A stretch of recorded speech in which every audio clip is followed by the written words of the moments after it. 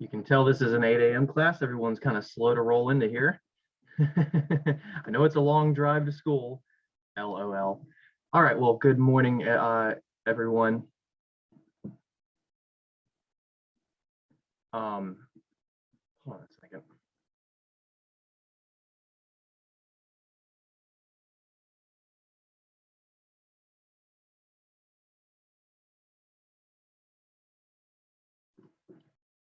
Okay, good morning, everyone. Welcome back to Math 161.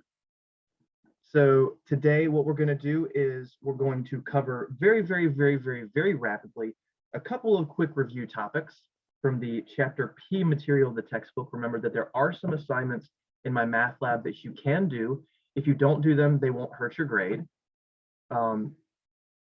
It's one section of review material. I don't know why I said multiple sections. I have another class like this where it's listed in multiple sections. The inconsistencies are fun between classes. And remember that I had said if you complete that with an 85 or higher, then I'd give you 5 bonus points on the first test when it comes around eventually. So we did get news yesterday that all in-person classes are going to stay on Zoom throughout the month of January. So February 1st for now would be our first day going back to class, but of course they're going to reassess that at the end of January if the case numbers are still up. There's a good chance that we'll still be on Zoom, but at least for now, we know for the next, about 2.5 weeks, we know what's going to happen. We don't have to keep waiting and finding out at the last second.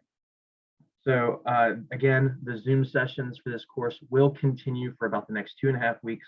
February 1st is when we will start being back in person, but that could change. So we will reassess, or the administration will reassess and tell us what to do by the end of January. So again, what we're going to do today is a really quick review of material from Chapter P. We're going to talk about interval notation. We're going to talk about absolute values. We're going to talk about PEMDAS. We're going to talk about the basic exponential and radical rules. And then we're going to move on to Chapter 1. Even though there is not a homework section for 1.1, I am going to really quickly cover the basics of 1.1, just what a two-dimensional graph looks like in a rectangular coordinate system. And then we'll do some stuff in 1.2, and that's where we'll finish.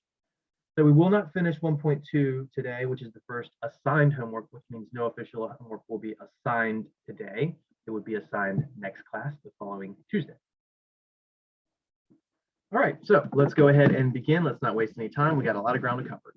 So quick review from Chapter P. This is either P1 or P2, interval notation. Interval notation is how we can list a series of continuous numbers on a number line or on either horizontally or vertically. And this can also be done for a two-dimensional graph, just talking about the x values or just talking about the y values. And we will be using this notation frequently throughout this course. If you're going on to calculus, you'll continue to use it frequently in there. So it's very important to have this mastered. So interval notation, the way we list this is furthest left number, comma, the furthest right number. This is talking about horizontally. If it's vertical, then it's the lowest, comma, the highest. And surround these values with a parentheses, a bracket on each side. Please note these can be different. Based on if the interval end is open or closed, which generally means if it has a equals. If it has the or equals, then it's closed, which means bracket. If it doesn't, then it means open, which is a parenthesis. So here's some examples. And we're going to do this 3 ways. We're going to have the inequality, and we'll have the graph, and then we'll have the interval notation.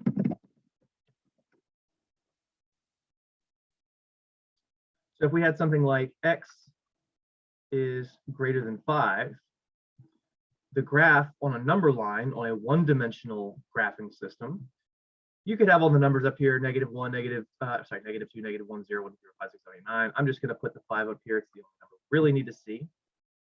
And we would shade to the right of 5 because x is representing every number that's bigger than 5. X represents 6, 7, 7.1, 7.11, 7.111235, a million, infinity. So we would shade to the right of this thing, to the right of this 5, forever and ever and ever. And the way we signify that it goes forever is a little arrow. Now, with a greater than symbol, this means it's open. We don't include the 5, so x cannot be 5. And the equivalent symbol here is a parentheses. Now, alternatively, you may have learned that this is an open circle, and that is fine as well. So you could see this as an open circle. So alternatively, you might see it done this way, and we will see it done this way later in this course. So understand that an open circle means the same thing as a parentheses. That's why I use the word open. Then the interval notation, it goes the furthest left that you shade, comma, the furthest right that you shade. Well, I didn't shade anything to the left of 5, so we'll go start with a 5, and comma. And we're shading to 6, 7, 8, 9, 10, 100, 1,000, a million, a billion, infinity. So a lot of interval notation answers have these sideways looking 8s, which are infinities. Now remember, negative infinity goes all the way left, positive infinity goes all the way right. Now, what do you put on these? Well, the 5 had a parentheses, so the cool thing is that's also a parenthesis. Now, infinity, I like to think of this as a number that you can never actually touch. Think back to when you were in grade school and you might have said, I'm infinity, and then your friend says, well, I'm infinity plus 1. And I'm infinity times a million. And well, the thing is, they're all actually the same, but they're all unreachable. You can't actually touch infinity. It's always out of your reach. So because we can't touch it, it's always open. So I will make a little special note at the end here. Actually, I'll do it right here where it says examples. Please note, infinities always have parentheses.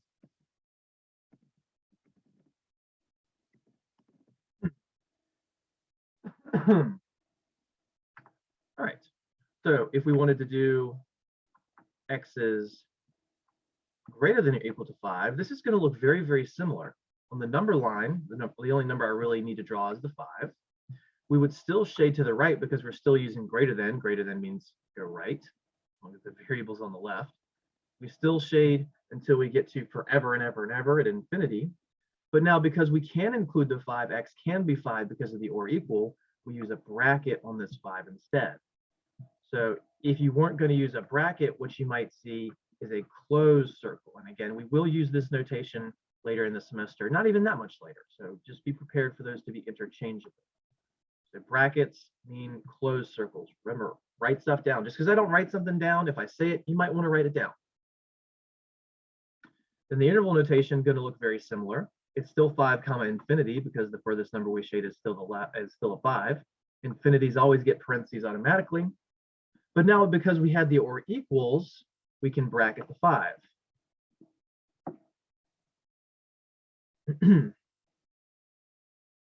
So these are very, very subtle differences. But the thing is, in my math lab, that little subtle difference would make it your answer right or wrong. If you bracket the infinity, it's wrong for both of these. Now, in terms of a test, if this is part of a bigger question, if you had one of these tiny little details correct, if you showed your work, you can go back and email me and say, hey, Mr. Beckner, look at test 1, question 5. And then I'll go, oh, I see you put a bracket set of parentheses. I'm going to give you like half credit or something like that. But if this was the entirety of the question at a pre-calc level, I don't know that I'd give you any credit. All right, what about going the other direction? What if we had a less than? What if we had x is less than, I don't know, let's do -2. So we'll have a number line. We'll plop a -2 up there. It's the only number I need to see for this basic example. But because we're saying x is less than this number, it's -3, -5, -a million, -infinity. So we're shading to the left. Forever and ever and ever. We do not have the or equals, which means it's a parentheses. And if this is confusing you, it's just practice. It's just doing it a few times. These apple or orange situations are always just go find some examples, do them yourself, and you will get used to it eventually. But seeing it the first time, you're not just going to immediately have it memorized. All right, for the interval notation, what a lot of people will do here that is wrong, wrong, wrong, wrong, wrong is they'll have the -2, comma, and then maybe negative infinity. That's wrong because it goes furthest left, furthest right. The furthest left that we're shading here is actually the going left forever and ever and ever, which is not just regular infinity, it's negative infinity. And comma, we shade, we shade, we shade, we shade, we shade until we hit the -2. The -2 did not have the or equal, so it's a parenthesis. Now, something I need you to understand is those open and closed circles for the graphs, you can't use them for interval notation. I can't go negative infinity, -2, and then put a little open circle here because that's going to make it look like a 20. So we don't do that. That's why we have to use parentheses and brackets on the interval notation. And of course, the infinity always has a parentheses to finish up that example. So I like when you do the parentheses and brackets on these number line graphs because it translates interval notation perfectly. But when we get into two-dimensional graphs, it doesn't really make sense to do it this way because of the way two-dimensional graphs work. All right, one last one. How about x is less than or equal to -2? Really quickly, number line, plop a -2 up there. Shade to the left forever and ever and ever because x is less than that number. Arrow. It has the or equals, so a bracket. Interval notation. We're still going left forever, so that's negative infinity, comma. We stop at the -2. The -2 has a bracket now. Oh, so we bracket the infinity, right? No. Come on, there we go. Always parentheses for an infinity. Always, always, always. Harry Potter says always parentheses the infinity. Actually, I guess that was Snape.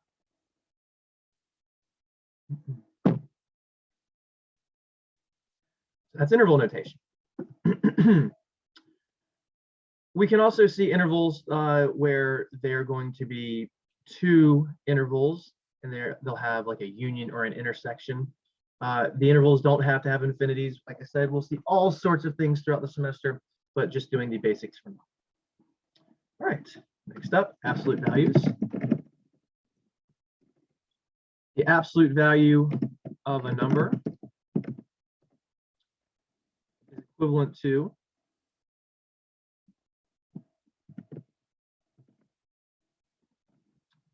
well, if A is positive, it's equal to A. Let me write this a different way. The absolute value of A is equal to A if A is positive. Or the absolute value of A is equal to negative A if A is negative. I don't really like the formal definition of this because it makes it seem like absolute values can be negatives. That's not really true. It's just saying to make the answer positive. A little asterisk here, because just because a question has an absolute value doesn't mean the answer is positive, because there can be other things going on outside of it. Example, if we had the absolute value of -5, well, it just means make the answer positive, so the absolute value of -5 would be 5. If I had the absolute value of 4, this answer is not -4, it says make the answer positive, make the argument positive, so it's 4. So the absolute value of a negative is a positive, the absolute value of a positive is a positive. But if you have the negative absolute value of -2, and let me do this negative in blue for emphasis. You want to focus on the inside first. Focus on the inside first. I'm not even going to be looking at that negative on the outside for now. So I'm only focusing my attention here to the absolute value of -2, which would be +2. But I haven't dealt with the negative outside yet, which means the answer is actually -2. I'm just going to write it one more time with one color. So that's what I meant by just because there's an absolute value somewhere doesn't mean the whole answer is positive. It means the absolute value of whatever number you have is positive.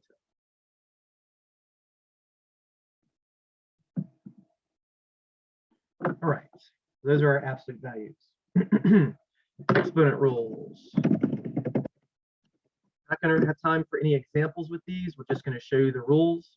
Remember, all this stuff, there are examples in my math lab that you can use. You have your textbook. You have resources that I put in Canvas. Eventually, and it might take me a couple weeks because teaching 21 credits beginning of semester is pretty insane. I'm going to try and make some recorded videos with extended examples of this stuff. If you're in my MDE class, you will get those extended examples, and I may just make those MDE videos available to my MTH students. We'll see. All right, so trying to use the same letters as the textbook, but you don't have to necessarily. Your exponent rules are something like if you have b to the m times b to the n, in other words, if you have like bases, you just add the exponents. So if you had something like x squared times x cubed, it would be x to the fifth because you add the exponents. If you have like bases on top of each other,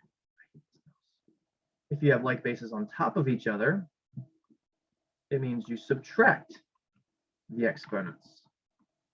Now I'm going to write this rule two different ways because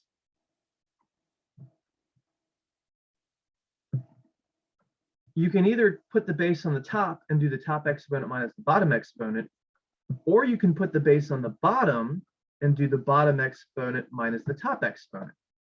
Now, why do I have this rule written twice? Because if you had x to the fifth over x squared, you'd want to do 5 minus 2, which is 3, and the x to the third would be in the top. But if those exponents were flip-flopped, if you have that x squared over x to the fifth, there's more x's in the bottom, which means the x needs to stay in the bottom, and you do 5 minus 2, which is 3, so the x to the third would be in the bottom. So in other words, you're taking the larger exponent minus the smaller exponent, and you put the base where there were more of them. Again, you take the larger exponent minus the smaller exponent, and you put the base where there are more of them. If you ever have a base raised to an exponent and then raised to another exponent, you multiply those exponents. Now, I don't have to write the little dot there. I'm just trying to emphasize it. I'm trying to put the emphasis on it.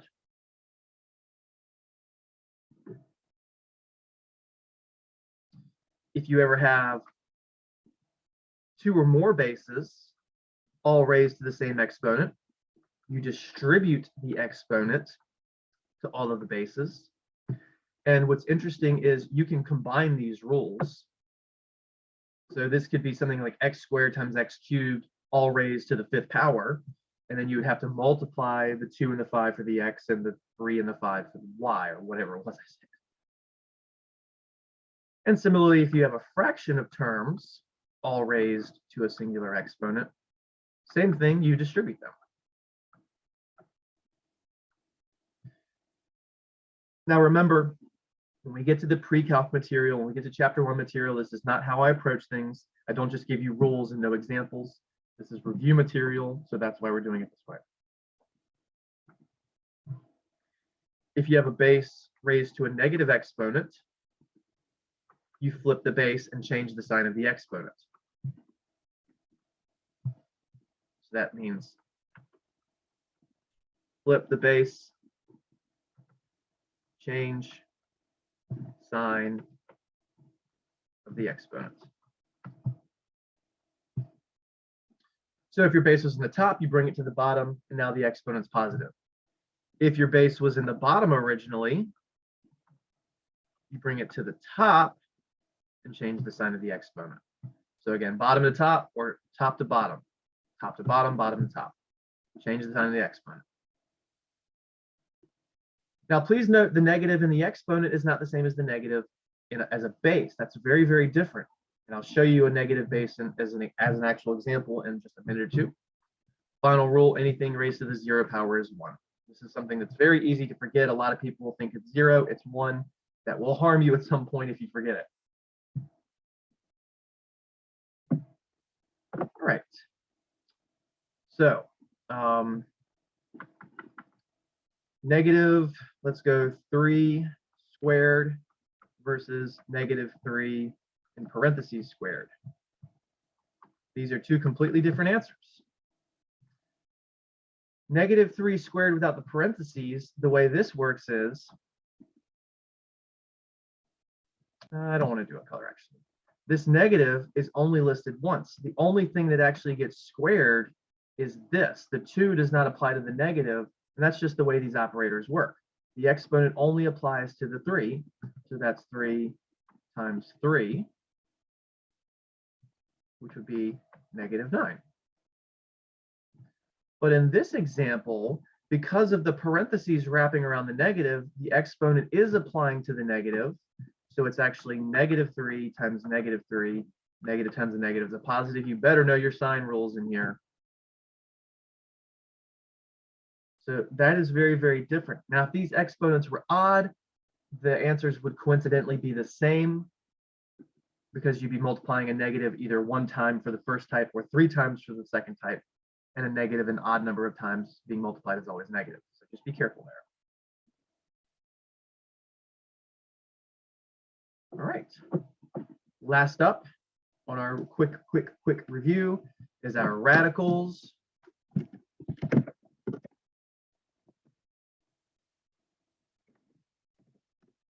Rules. If you have the root of a product, the nth root of a product, say a times b, you can split up this root into the nth root of a times the nth root of b. Now, in practice, most people don't usually show this, they just do it mentally, but you can still expand it if you want. In other words, if I had the square root of 4x to the 8th, I can take the square root of the 4 by itself, which would be 2, and the square root of x to the 8th by itself, which would be x to the 4th. If I had the nth root of a fraction, it actually works the same way.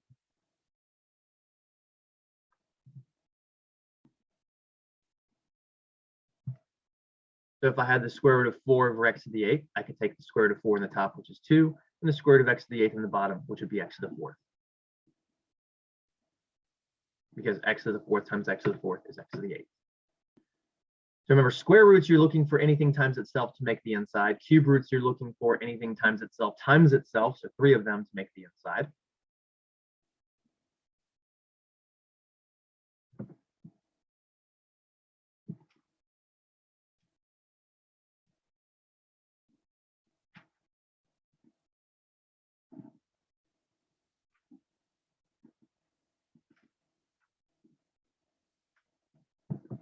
All right.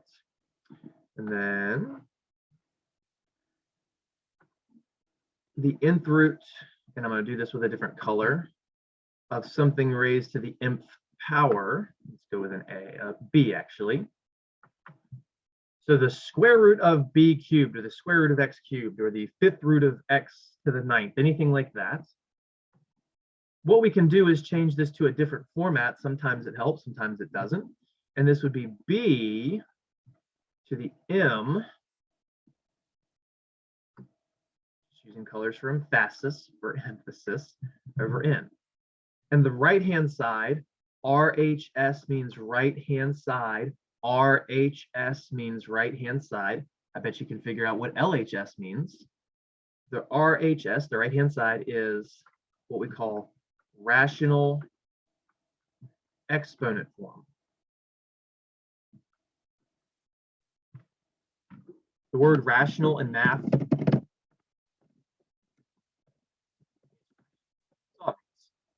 it's just a fancy word for fraction. So those two things are interchangeable, which is actually why earlier I said the square root of x to the 8th is x to the 4th, because if you change that format,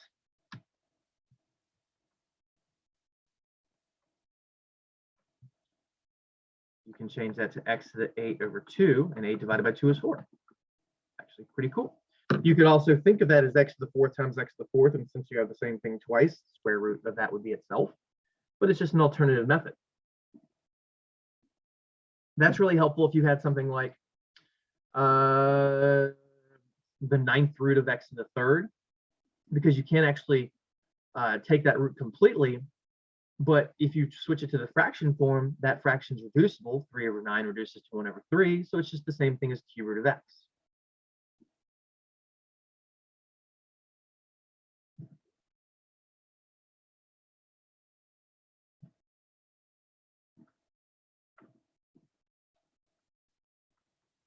So the 9th root of x to the third would be x to the 3 over 9th, as we said, but that 3 and 9 are reducible, so it's x to the 1/3.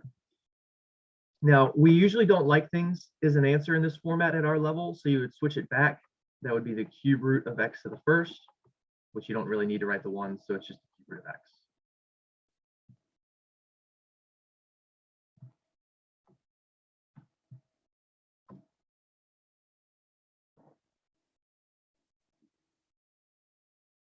Now, here's the thing. Radicals are exponents. We literally just said that over here, right here. Radicals are exponents. So all of the rules that applied to exponents above, all of these rules that we had for exponents, every single one of them applies to radicals as well. And in fact, these two rules right here, the radical of a product you can separate, the radical of a fraction we can separate, that's literally these two rules right here. I'm sorry, I'm boxing up the wrong two things. These two rules right here. Those are the same rules as what we have for radicals. So if you had the square root of a cube root, you could just multiply the what we call indices. The in here is called an index. Or if you have multiples of them, they're indices.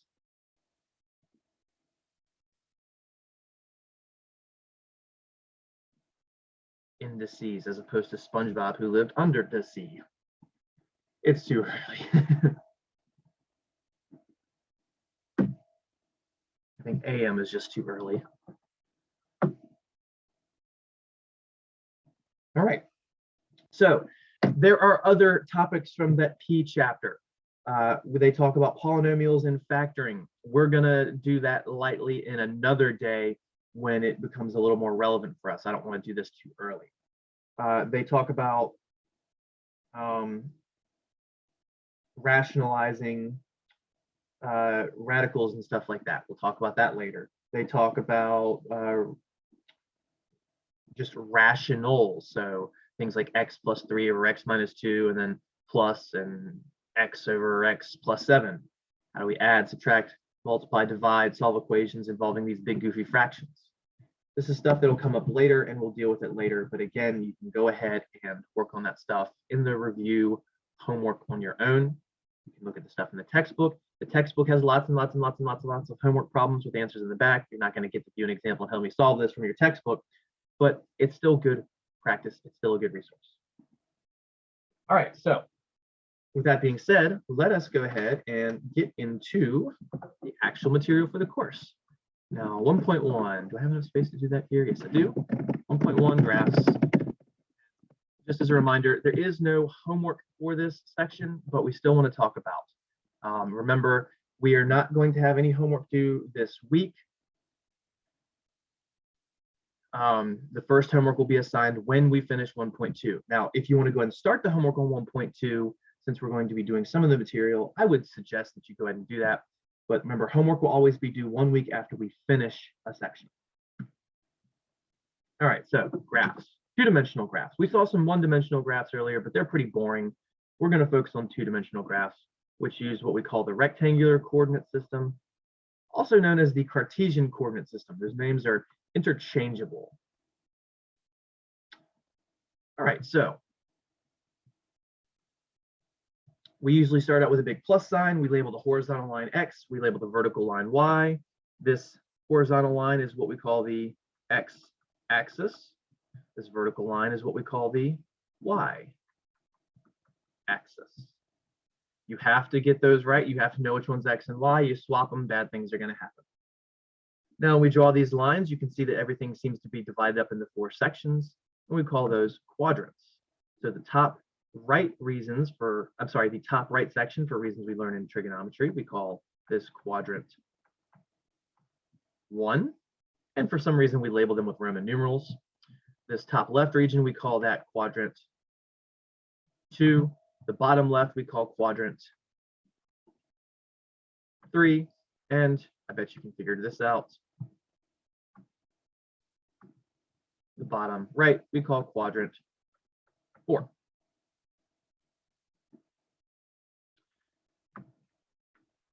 The X axis is literally just the number lines, so we can go 1, 2, 3, 4, 5, 6, 7. I'm just going to label 5 up here. -1, -2, -3, -4, -5, -6, -7. Why am I going 7 left and right? I don't know. It's just what I feel like doing today. Let's go up and down. 1, 2, 3, 4, 5, 6, 7. I'm going to label the 5. 1, 2, 3, 4, 5, 6, 7. Again, labeling just 5 each way. Now, I don't have to label every single one of these by hand. It would get very tedious and very small. But because I have the 5th one labeled as a 5, you know it goes 1, 2, 3, 4, 5. If I had the 5th one labeled as a 10, you'd know it'd go 2, 4, 6, 8, 10. I could just label the first one the 1, and then I know it's 1, 2, 4, 5. If I label the first one 2, I know it's 2, 4, 6, 8, 10. If I label the first one 10, it's 10, 20, 30, 40, 50. You can actually scale the x-axis different to the y-axis. It's not something we really do in pre-calc, but if this was a Math 154 course, we do that quite a bit in there. All right, if I type over here, I don't want to do it that way. It always looks goofy. So this point right here in the center, where the two lines cross, we call that the origin. The origination point. Whenever we go to plot something, that's where we start. And a coordinate pair, which is a pair of numbers, some x comma y, so the x and the y are representing numbers here, surrounded by parentheses, can describe any point.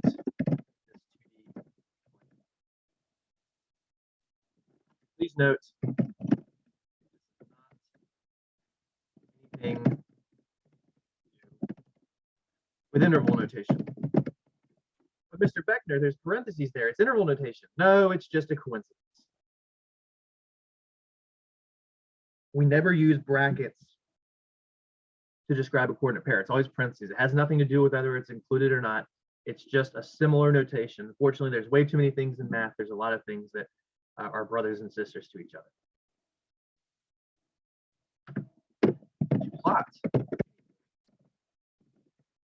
the x value, first one, how far left or right to go. The y value, second, how far, tells you how far to go down or up. How do you know whether you go left or right? Positive or negative. How do you know whether you go down or up? If it's positive or negative. It's pretty simple with practice.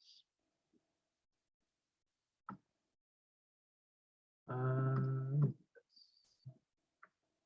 as an example, just over here, if I asked you to plot the point, let's go with 6, 4.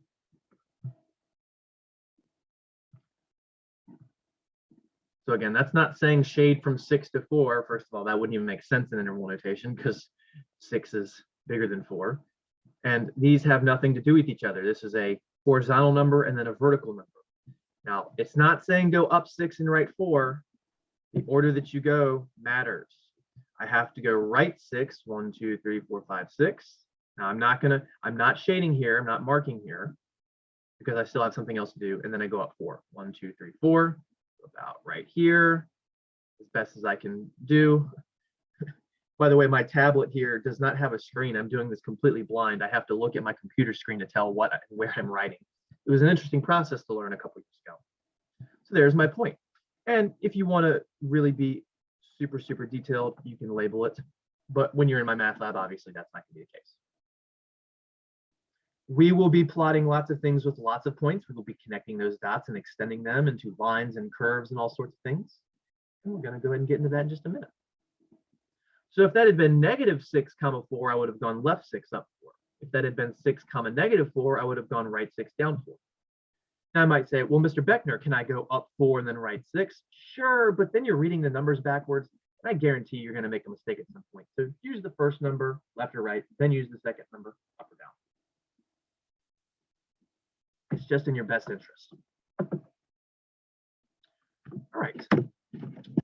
One way to graph equations is to evaluate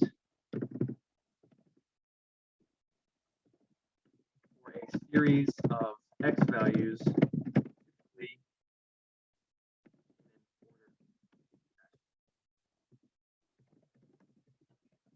value. These will give you a series of coordinate pairs. This is just one way to graph equations. It's actually what I would call the baby math way of graphing equations. We will spend a lot of time in this course learning better ways to graph equations. When I say in an ordered fashion, I mean going some, like if you start with x equals 0, go 0, 1, 2, 3, 4, 5, 6, maybe.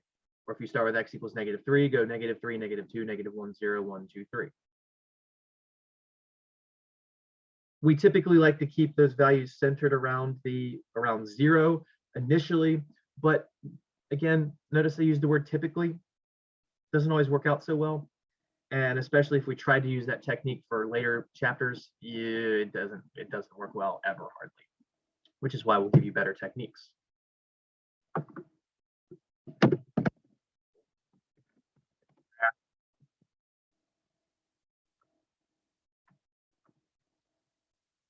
Yeah, let me put this way. Y equals x squared plus 3. Y equals x squared plus 3. So I'm going to do this using a table of values. The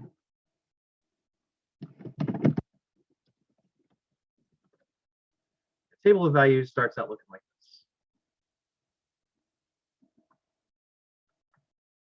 Oh, and I forgot to say, graph y equals x squared plus 3, x equals -3, -2, -1, up to 3. So I'm telling you what x values to use here. Do I have to? No, but it's our first example ever, so I will. So I'm explicitly telling you to use x values starting with -3, then -2, then -1, then 0, 1, 2, 3. What do we do with these values? We plug it in for the x. We see what it spits out for the y. So when we plug in x equals -3, we'll get y equals, I'm going to use red to show the plugging in. Now, if I do this, it's wrong. This is wrong. Why is it wrong? Because I'm not showing plugging in a -3 and squaring it. This is squaring the 3. So one thing to be super aware of is that when you plug in negatives, it's really a good idea just in general to use parentheses, especially when there's exponents involved. Because without that parentheses, the -3 squared would have been -9, as we demonstrated earlier. But in reality, this is really -3 times -3, which is +9, not 3. Sorry, I was looking at the 3. And then plus 3, which is 12. And let me write the answer in blue. So your table of values starts out looking like this. But then at the end of the day, you'll have a 12 here.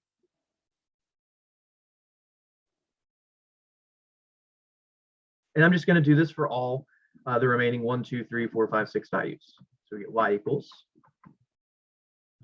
-2 squared plus 3. -2 squared is +4, and 4 plus 3 is going to be 7.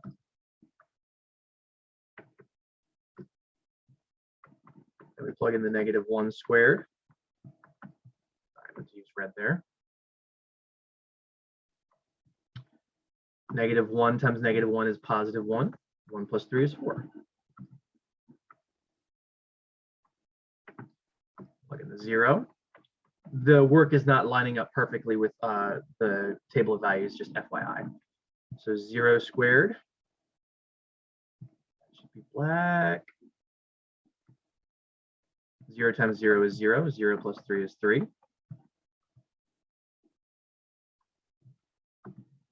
Plug in the 1.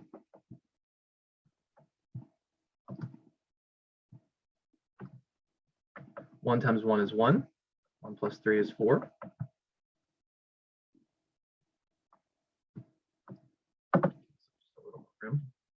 Oh, this is going to be tight. Y equals 2 squared plus 3, which is 4 plus 3, which is 7. I'll write that in a second. And then 3 squared plus 3 is 9, plus 3, which is 12.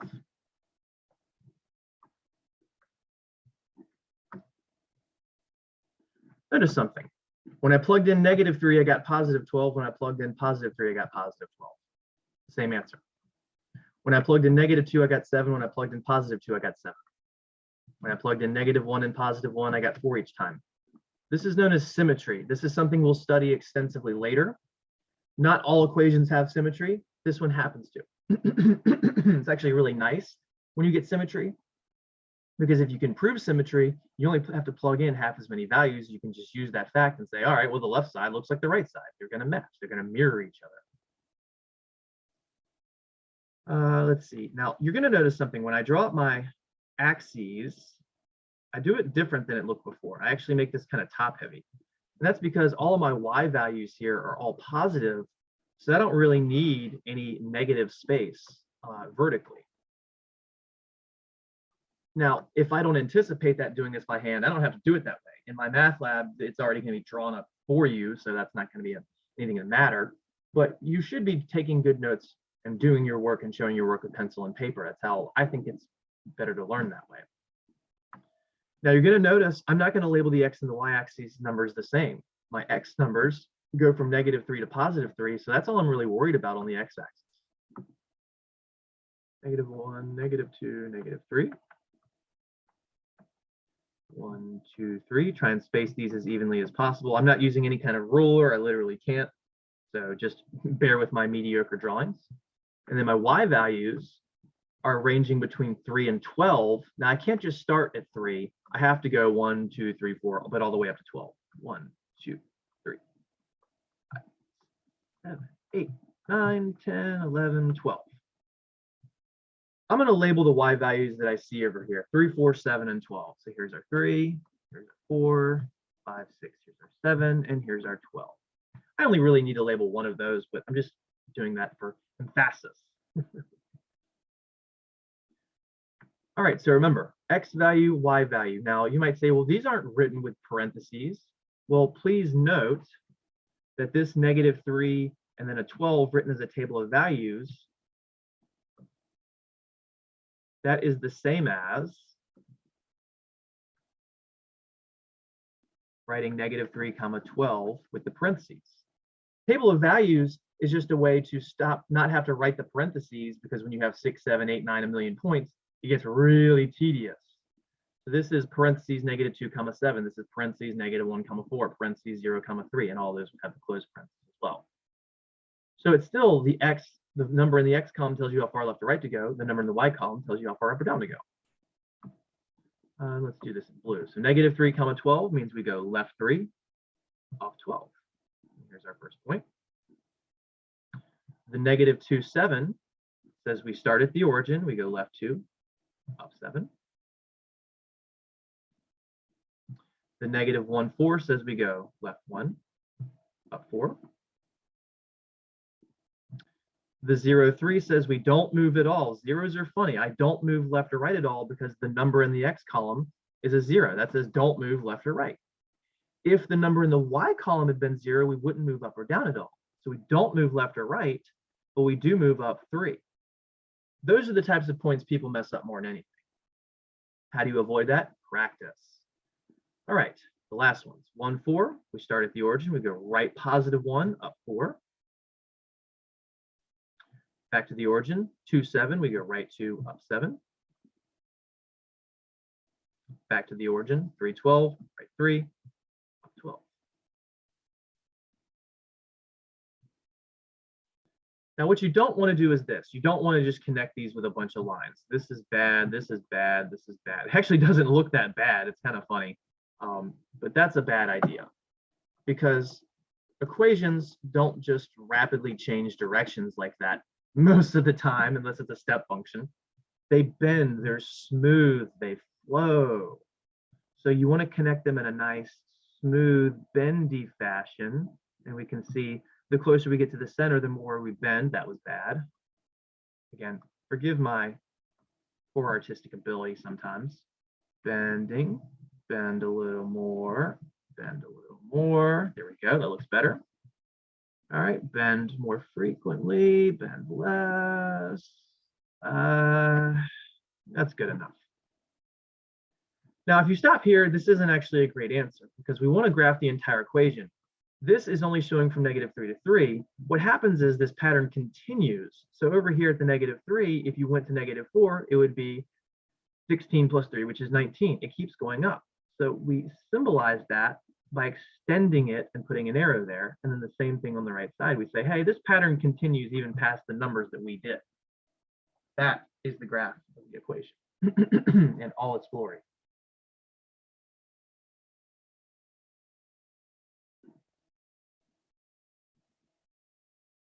Now we're going to learn to graph all sorts of equations. We can graph y equals the absolute value of x plus 3. We can graph x cubed plus 3, the square root of x plus 3. They don't have to be plus 3s. They could be minus 3s. There could be pluses and minuses inside of the square. It could be parentheses x plus 3 and then close parentheses squared. But we'll get into that in a later chapter. And we'll have better techniques then. For now, it's just plug in a series of x values to find the y values. All right. Two cool features of equations that they always have at least one of, sometimes they have both, sometimes they only have one, are what we call x and y intercepts. X-intercept, this occurs, a graph crosses the x-axis.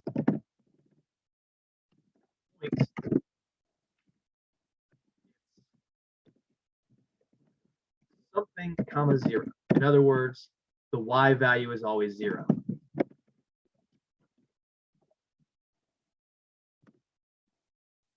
Y-intercept,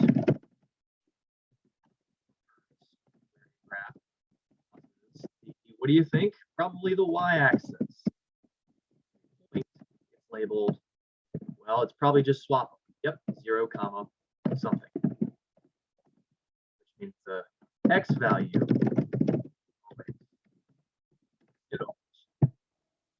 an x-intercept occurs when the y value is 0. A y-intercept occurs when the x value is 0.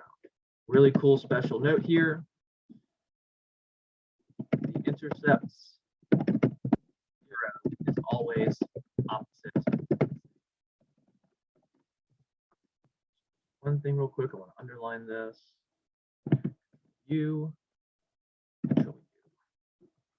X-intercept has a y value of 0. Y-intercept has an x value of 0. Say it to yourself 5 times. Write it 5 times. Whatever you do. Whatever you have to do. X-intercept has a y value of 0. Y-intercept has an x value of 0. So how do you find intercepts? You plug in zeros. How do you know which one you plug in? You do it opposite the name. Or if you're looking at the graph, you can tell where an intercept is based on which axis it's crossing.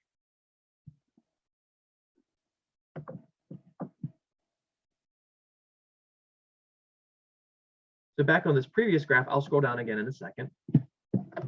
Please note, you only have one of these. This right here is where we cross the y-axis. That's a y-intercept. This graph never crosses the x-axis. There is no x-intercept. Not all equations have x-intercepts. In fact, not all equations have y-intercepts, but all functions have y-intercepts. We'll get into that another day. Asterisk, asterisk, asterisk. There's special cases to that last statement. Most equations have at least one, but they don't have to. They don't have to. There are lots of exceptions. All right, so let's try these out. Identify. Let's call this example 2. Going back to before, we'll call this graphing example 1. I forgot to write the 1s and 2s. The graphing was example 1. This will be example 2, identifying intercepts, and we're going to label them as an A and a B because there's going to be 2 of them. So example 2A, just do a basic graph.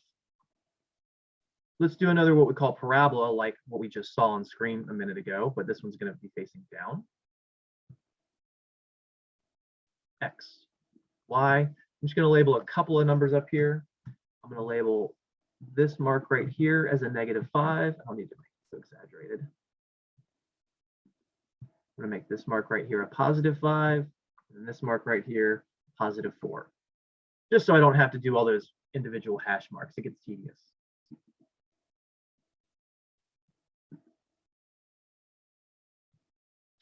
So our x-intercepts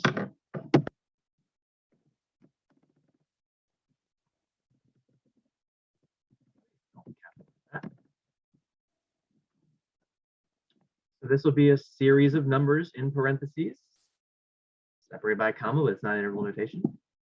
So our x-intercept, well, that's where we cross the x-axis. Let me hit that, silly pen. Well, we're crossing the x-axis here, and we're crossing the x-axis here. So we actually have two x-intercepts. So instead of writing it singular, let me pluralize it. And I might have spoiled that at first. Well, we're going to go the left one. To get to this point over here, we have to go left 5. We don't go up or down at all, which means there's a 0 there. So it's -5, comma 0. Now, if you think it's 0, -5, we had to go left 5, which means the first number should not be a 0. And we said earlier that x-intercepts have a y value of 0. So that's true. And then the second one would be the right one, which is right here. That would be 5, comma 0. That was weird. Why did it go over there?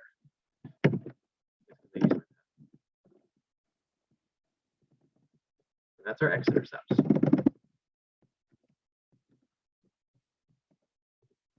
Y-intercept, maybe intercepts. We'll find out in a hot second. That's where we cross the y-axis, which is what is going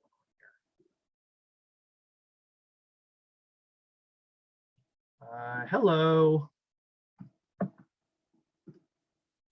Our y-intercept is right there at a height of 4.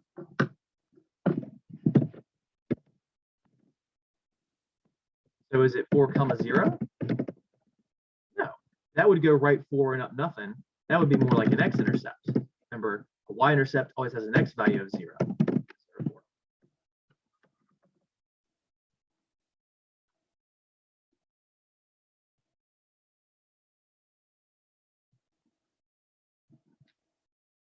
Let's do spoilers. This is an absolute value function that looks like a v. And I'm not going to label any numbers this time. So where's our x-intercept? Where are we crossing the x-axis? Right there. That's where we're crossing the x-axis. Okay, well, before I write this down, let's just go ahead and talk about the y-intercept. Where's the y-intercept? Where are we crossing the y-axis? This is the y-axis. Well, we're also crossing the y-axis there.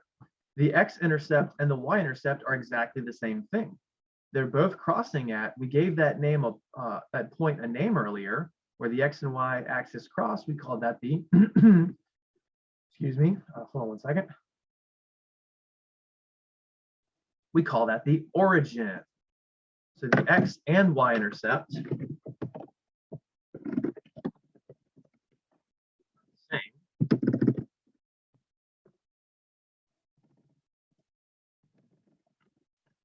0, comma 0. Origin.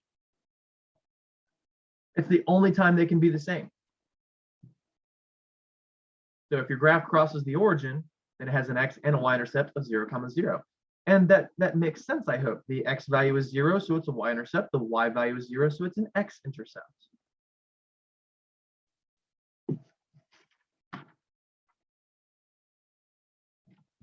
All right. That is it for 1.1. 1.2, linear and rational equations. So we're going to get into solving some simple equations and then some not so simple equations in this section. Again, I would argue this is material you should have seen before, so I'll go kind of at a medium pace.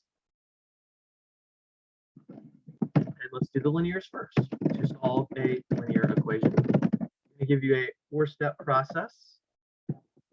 Step, distribute, and or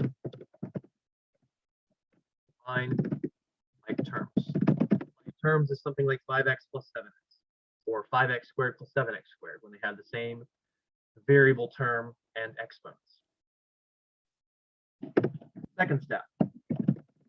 There are fractions or decimals multiply all terms by the LCD, the least common denominator. Decimals, LCD is a power of 10. So 10, 100, 1,000, a million, just a one with a bunch of zeros. Where the number of zeros, most decimal.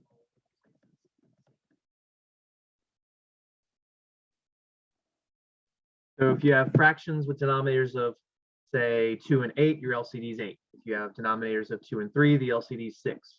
If you don't know how to get an LCD, you need to remember that on your own. We're not teaching that in here, unfortunately. We don't have that kind of time. This is pre-calc. If you have something like a 0.1x and a 0.05, that 0.1 had 1 decimal place, the 0.05 had 2, the most decimal places would be 2. You don't add up the number of decimal places, you just take the most decimal places, which would make your LCD 100. Now, a lot of students will forget to do step 2, and it makes their equation solving very, very, very much a pain in the butt. Step 2 is an awesome step. And what's interesting is you can actually swap step 1 and step 2 if you prefer, but you don't really want to swap step 3 and 4. So once all your fractions are gone, once all your decimals are gone, it becomes a much simpler process. You just add and subtract terms each side. Get the variable one side and the constant.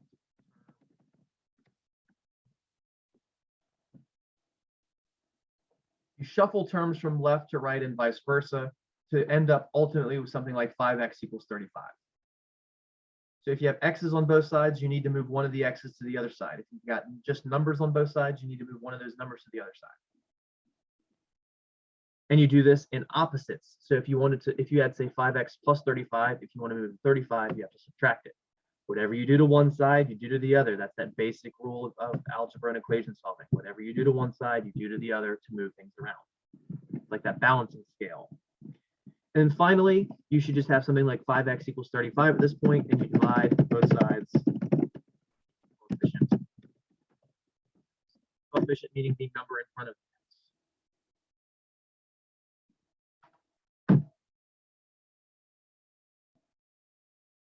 Are we on time? Okay.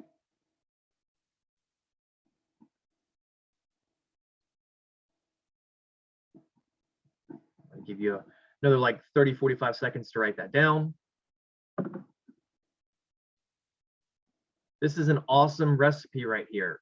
Go back to your recipe book when necessary. Also known as an algorithm if you like fancier science terms.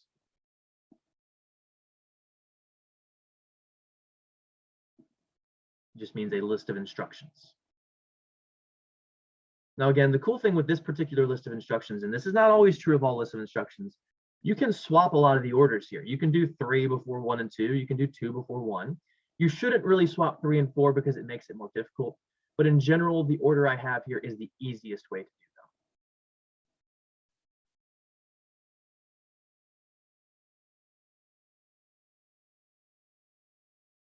You can actually mess up equations along the way. I don't even want to say mess up, that's not right. You can do unnecessary steps along the way. You can choose to add 7 to both sides. It might not have a purpose. You can do it, but as long as whatever you do to one side, you do the other, it's not going to make it wrong. All right. Example 1, we're in a new section. Solve.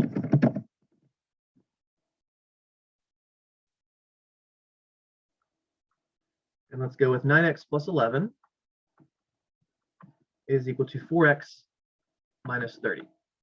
Now, you're going to see me do things vertically for solving equations. If you were taught and understand how to do it horizontally, that's fine. You don't have to write out your work here and you can get it right, that's fine. But maybe try out my method if you've never done it that way. It takes up a little more space, but it's more detailed. So I'm going to do a different color showing the moving of things. Now, step 1, distribute or combine like terms. Now, when we're talking about that step, this is a wall. This is a wall. Don't cross that wall to distribute or combine like terms. So what I mean is the 9x plus the 11, there's no like terms, there's no distribution, can't do it. Same with the 4x minus 30. So step 1 is out. We can't even do step 1. That's fine. Step 2, if there's fractions or decimals. I don't see any fractions, I don't see any decimals. Step 2 is out. Step 3, add and subtract terms to each side to move the variables to one side, constants to the other. Ah, we do have some of this stuff. You got a 9x on one side, a 4x on one side. Does it matter which one you move? Nope. That's a positive 9x, so you could subtract 9x on both sides. That's a positive 4x, so you could subtract 4x on both sides. Now, whichever one you choose to do will work. I guarantee it. Me personally, I like to move the smaller one, so I'm going to choose to move the positive 4x. So I'm going to subtract 4x on both sides. Notice how I line things up vertically. Notice how I line the x's under the x's. That's just good notation. Now, because I chose to move my variables left, I don't want to move the minus 30. That means I'm moving everything left. We want these in separate rooms. We want to quarantine the variables and we want to quarantine the constants, relevant terms. So I don't want to move the minus 30 because that moves everything left. I want to move the 11. That's a plus. So let's subtract 11 on both sides. You can do this in multiple steps if you prefer, but at the pre-calc level, I find that we should be ready to do this all in one step. It's up to you though. 9x minus 4x is 5x. 11 minus 11 cancels. Don't forget to bring down your equals. 4x minus 4x cancels. Negative 30 minus 11, that same sign, add the numbers, keep the sign. That's negative 41. And we're done with step 3. Now we're at step 4. Divide both sides by the coefficient of x, that's 5x. So we will divide both sides by 5. We don't subtract 5 on both sides because that's not 5 plus x. Additions cancel subtractions. Multiplications cancel divisions. So 5 divided by 5 just makes that a 1.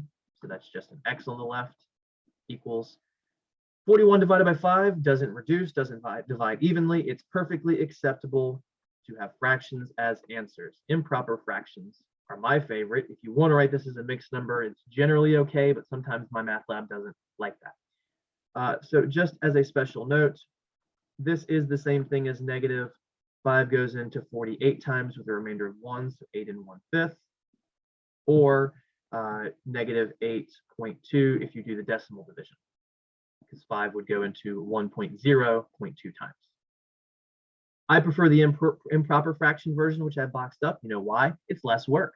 I could have made a mistake converting to a mixed number. I could have made a mistake converting to a decimal. And if it's a test, that sucks because now I'm not going to get full credit. I would go back and give you partial credit if you pointed out and you showed your work, but I wouldn't give you full credit because you didn't have it right in the end. And it sucks when you have it right and then mess up at the finish line because you do too much work. Believe me, I've been there. I've done that. I bought that t-shirt. All right, how about B? X over 4. Going ahead and stepping up the game. Plus 2 over 3 is equal to 4x over 3 plus 1.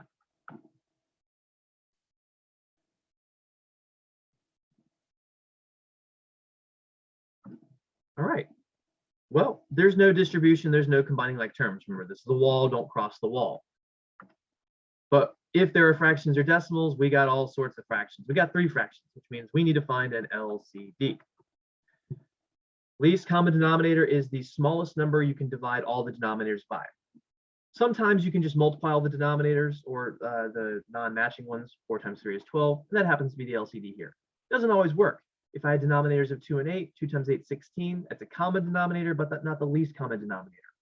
The cool thing is you could still use 16 in that example, so not this example, the one I said out loud, and you could get the right answer, but your numbers are going to be bigger along the way. You can actually use any common denominator. So our LCD here is 12, as I said, but 24 would work, 36 would work, 48 would work, 60 would work, 120 would work, etc. But we would like the least common denominator to keep the number small. All right, so multiply all terms by the LCD. So I'm going to do a 12 times the x over 4. I'm just going to go ahead and write my 12 so I don't have to keep changing colors. 12 times the 2 over 3, 12 times the 4x over 3. And even though the 1's not a fraction, you still give it to the 1. That's something that people mess up all the time.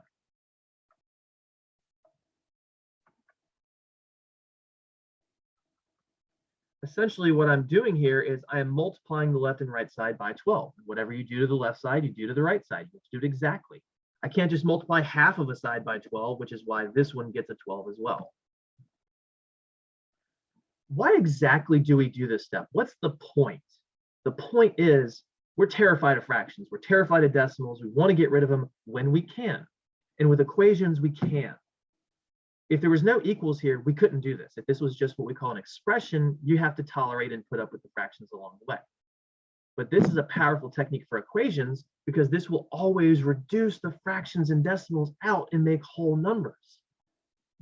The cool thing here is you can divide or multiply in whatever order you like. So check this out. 4 goes into 12 3 times, and then 3 times x is 3x. I'm going to write that answer in black, actually.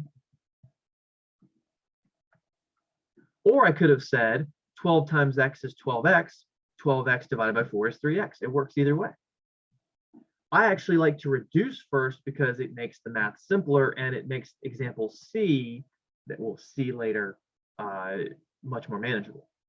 All right, so check this out. I'll say it out loud. 12 times 2 is 24. 24 divided by 3 is 8. So that answer should be an 8. But let me show the other way first. So again, the first time I multiplied, then divided. 12 times 2 is 24. 24 divided by 3 is 8. Let me do this the division way first. 3 goes into 12 4 times. And guess what? 4 times 2 is still 8. It doesn't matter whether you multiply or divide first. Same thing here. Oops.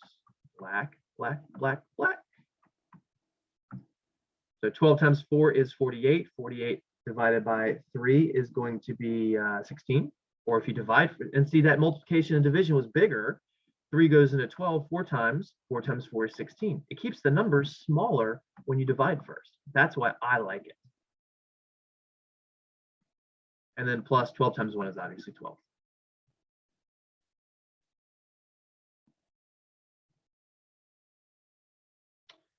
All right, step 2 is done. We're on to step 3. Whole numbers. This is much easier. This is much prettier. This is much more manageable to our brains. So I see x's on the left and right side. Last time I said I always like to move the smaller x, but let me go against my wish. Maybe some of you just always like to move the x's left, which means you're going to move this positive 16x to the left. So this isn't the way I would do it, but I know a lot of students would. So let me give you all an example of the way you might do it. Then if the x's go left, the constants go right. That's a positive 8, so we subtract 8 on both sides.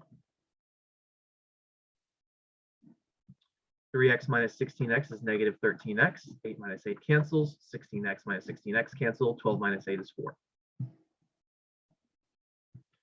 Then we divide both sides by the number paired with the x. This is not good enough. This is not good enough. That's not 13 times x. It's negative 13 times x. You have to divide out the negative as well. And let me just go over here to save myself some vertical space. The 13s cancel, the negatives cancel, so you get x on the left. 4 divided by negative 13. Now, some people will leave the answer this way, but that's not okay. Leaving a negative in the denominator of a fraction is not acceptable. You're actually supposed to either put it in the top or the front. You're not supposed to leave a negative in a denominator of a simple fraction like that. Now, if there's x's and pluses and minuses littered all over the place, that's another story. But with simple numerical fractions, it has to be written this way.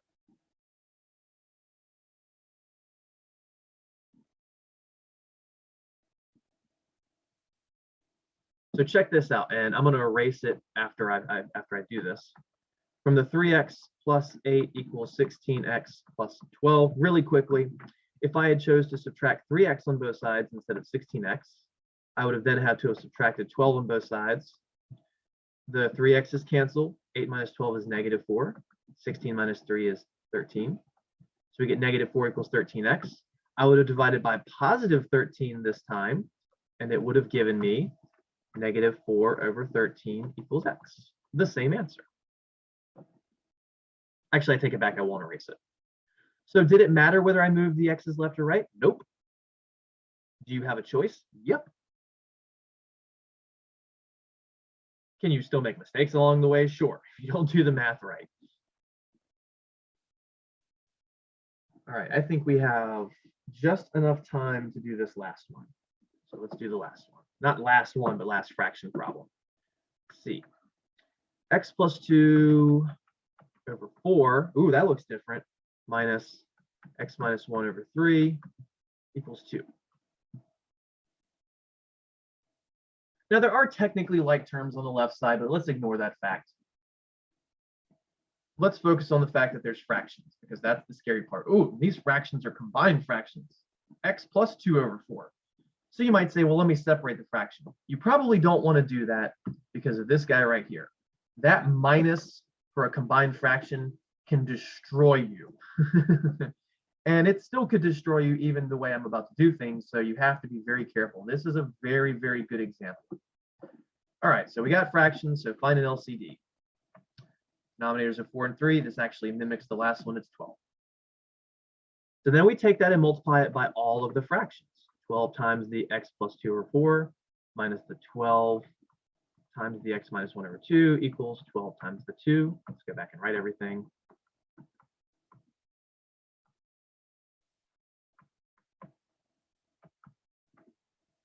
Now notice something. Right now, this looks goofy.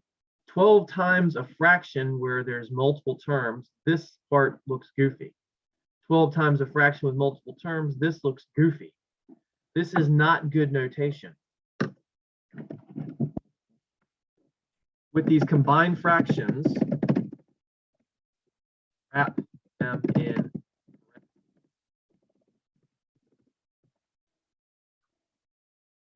So I'm going to introduce this, wrap the top part in a parentheses, because that 12 is not just going to the x, it's going to the x and the 2. The 12 isn't just going to the x, it's going to the x and the minus 1 in the second fraction. And in fact, this 12 right here in the second fraction, that's not a positive 12, that's a negative 12. That's what can destroy you. And let me tell you, I love putting that on a test. Hint, wink, nudge. It's a secret, but not really. Also note, easier, oops.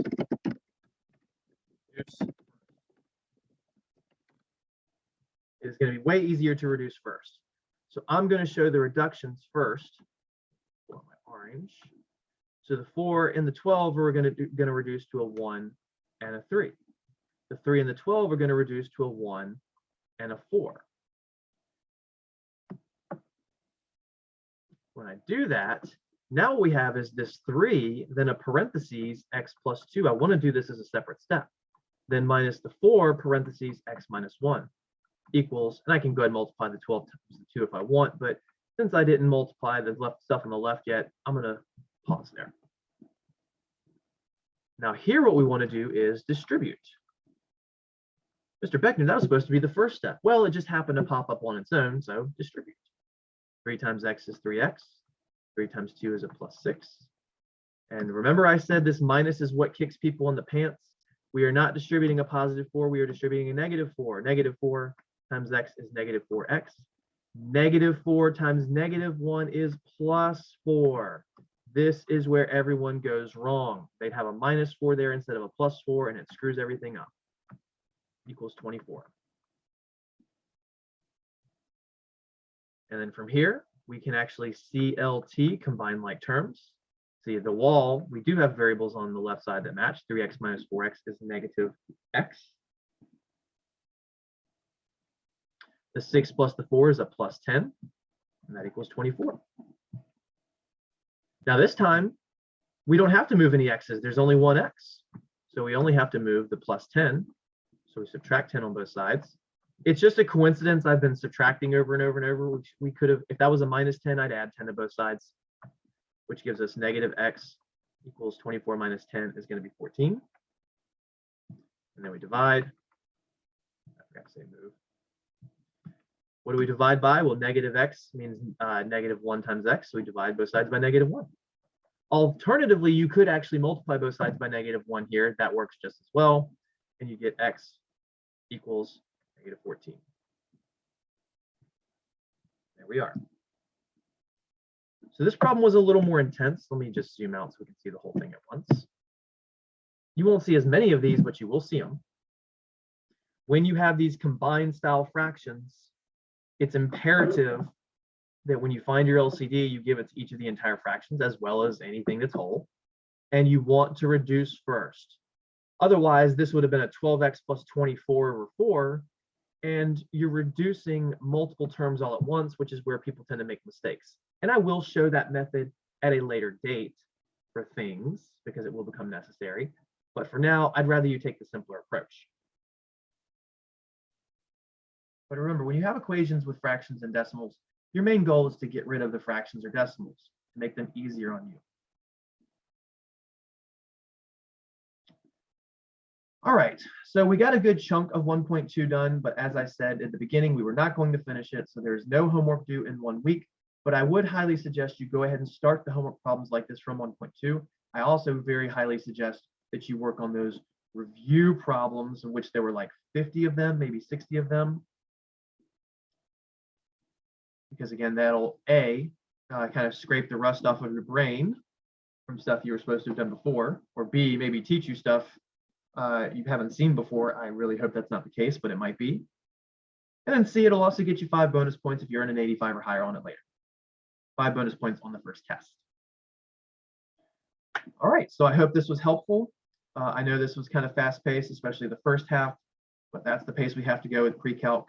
Again, when we get into more complicated things, I'm not going to go as fast. I still consider this review material because this is part of MDE 10, actually. So 10 and 60 are the prereqs for this class. So that's why we went quick. All right, so we'll see you on Tuesday. If you have any questions, as always, please email me. Besides that, have a good day, have a good weekend, study hard, work hard, and we will see you Tuesday again. Take care, everybody.